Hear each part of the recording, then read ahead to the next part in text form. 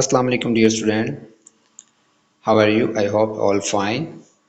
Today topic is what is bioremediation and also discuss the advantages of bioremediation.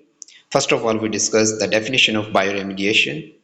Bioremediation is a method of waste management that employs the use of living organisms to clean up or neutralize pollutants from contaminated sites. This technique uses naturally occurring organisms to transform harmful material into less toxic or non-toxic forms. You know, bioremediation advantages lot of, but few are discussed below.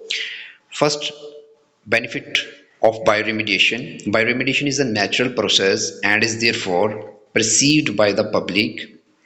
Number two, bioremediation is useful for the complete destruction of a wide variety of contaminants. Number three, instead of transferring contaminants from one environmental medium to another, for example, a land to water or air, the complete destruction of target pollutant is possible. Number four, bioremediation can often be carried out on site, often without causing a major disruption of normal activities.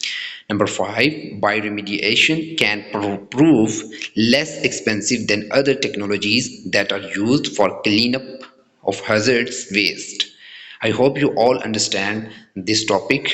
Uh, Please subscribe my YouTube channel